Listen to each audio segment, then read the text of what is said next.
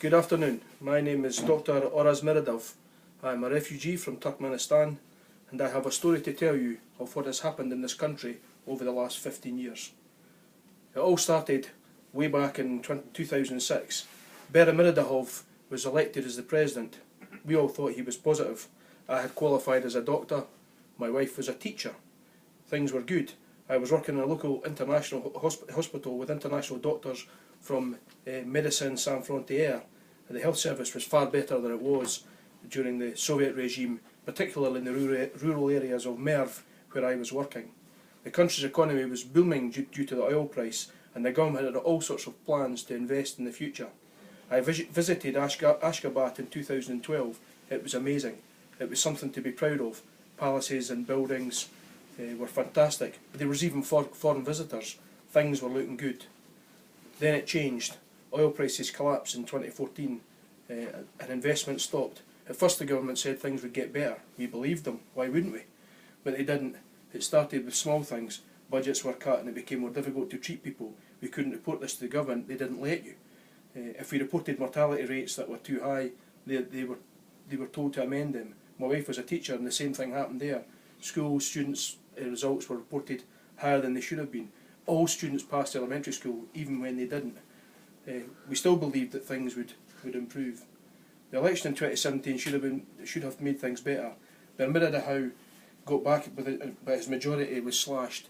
97% of of people in the country voted for him in 2012. By 2017, this was only 50%. He said he did do a lot of spending for the future, but instead he opened another parliament building in Ashgabat and invested in the armed services. What about people out with the city? That was the question that the common people were asking. Then in 2020, pay was cut for both my wife and I. We had to work in a market to make ends meet. Lots of people were talking about the government. They were spending money on the army when our hospitals were falling apart, medicines were becoming scarce, and we had doctors working in the hospital who had only been to medical school for 2 years. They didn't know what they were doing. The nurses knew more. The election of 2022 was a farce. I didn't know anyone who voted for him. We were protesting in Merv and this happened across the country. That was when things started to change. I had a number of friends who organised protests and were heading to Ashgabat. They were arrested and I never saw them again. Rumour was that they were imprisoned and beaten. People began to get scared. Food and water was becoming scarce. Farmers were complaining about lack of water. They couldn't produce enough crops. Everything was getting so expensive. I was still working in the hospital, but it was hopeless. People were dying because we didn't have basic antibiotics. Médecins Sans Frontières came back to the country. I had worked with them, with one of their doctors before, and he couldn't believe how the country had changed and the hardships people were facing. They did as much as they could, but this was limited. There was a growing resentment in the country. By this time, some army generals were in the cabinet.